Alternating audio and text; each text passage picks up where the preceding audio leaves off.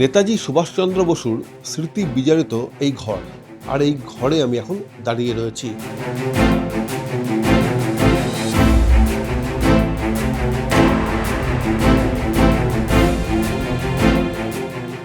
শিয়ালদার কাছে ২৬ নম্বর বিশ্বাস বাড়ি, আর এই বিশ্বাস বাড়িতে বহুবার নেতাজি সুভাষচন্দ্র বসু পায়ের ধুলো পড়েছে।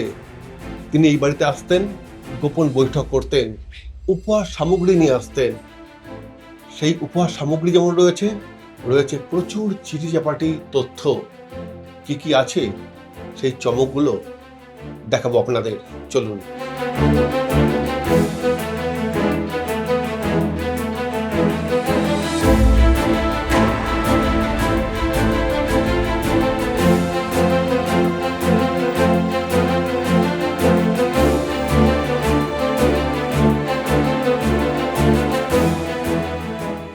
সময়টা ছিল ৩০-এর দশক।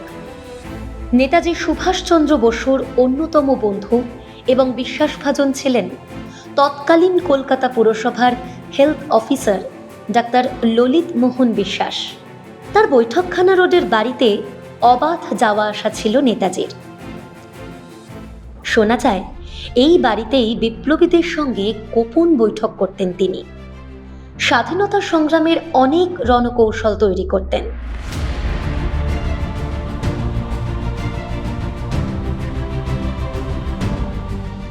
প্রায় ১০০ বছর আগের সেই স্মৃতি যেন এখনো বেশ তাজা। বাড়ির আনাচে কানাচে ছড়িয়ে রয়েছে সেই সব অসংখ্য স্মৃতি। নেতাজি এখানে বেশ কয়েকবার এসছেন। এই ঘরে তখন ছিল বসবার ঘর।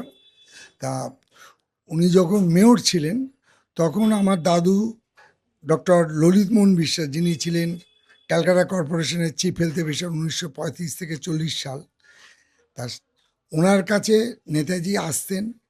এবং যতটুকু আমি জানি যে ৩০ থেকে ৪০ সালের মধ্যে উনি একাধিকবার এসেছিলেন। আর এখানে এসে উনি আমার দাদুর সঙ্গে বিভিন্ন বৈঠক করতেন। ডাক্তার ললিত মোহন বিশ্বাসকে লেখা নেতাজি সুভাষচন্দ্র বসুর বেশ কয়েকটি দুষ্প্রাপ্য চিঠিও সযত্নে রক্ষা করে চলেছেন বিশ্বাস বাড়ির সদস্যরা। এটা তাদের কাছে এক গুরুত্বপূর্ণ সম্পদ। নেতাজি সুভাষচন্দ্র বসুর বসার ঘরের পাশাপাশি তার টুপি রাখার জায়গাও অমলিন রয়েছে। সুভাষচন্দ্র বসু এই বাড়ির একটি বিবাহ অনুষ্ঠানে নিমন্ত্রিত ছিলেন। ১৪ বছরের নববধূ জ্যোৎস্না রানী বিশ্বাসকে আশীর্বাদ করে লালপাড়ের গরদের শাড়ি উপহার দিয়েছিলেন। সেই শাড়িটিকে ব্যবহার না করে সযত্নে রেখে দিয়েছিলেন জ্যোৎস্না রানী। শাড়িটিতে নেতাজির হাতের ছোঁয়া থাকায় বিশ্বাস বাড়ির সদস্যরা আজও তা বাক্সবন্দি করে রেখেছেন। ১৯৩৮ সালে আমার বাবার যখন বিয়ে হয় তখন আমার দাদুর নেমন্তন্ন করেছিলেন তার ছেলের বিয়ের ব্যাপারে, এবং তিনি বৌভাতে এসেছিলেন এবং আমার মাকে একটা লাল পাড়ের গরদের শাড়ি, সেটা উনি আমার মায়ের হাতে তুলে দেন। সেই শাড়িটা আজও পর্যন্ত আমাদের বাড়িতে রাখা আছে। সেই শাড়ি, এই শাড়িটা আমরা এটা রক্ষা করে চলেছি। এটা আমাদের একটা বিরাট স্মৃতি। আপনার মাকে দিয়েছিলেন? আমার মা জ্যোৎস্না রানী বিশ্বাস, তখন ১৪ বছর বয়স, আমার মায়ের হাতে দিয়েছিলেন এবং আমার মা এই এতদিন পর্যন্ত এটাকে যত্ন করে রেখে দিয়েছিলেন নেতাজির স্মৃতি হিসেবে। স্বাধীনতা দিবসের আগে নেতাজিকে নিয়ে যেন স্মৃতিচারণায় ডুব দিয়েছেন বিশ্বাস বাড়ির সদস্যরা। নেতাজি সুভাষচন্দ্র বসু স্মৃতি বিজড়িত ২৬ নম্বর এই বাড়ি আজও প্রাসঙ্গিক।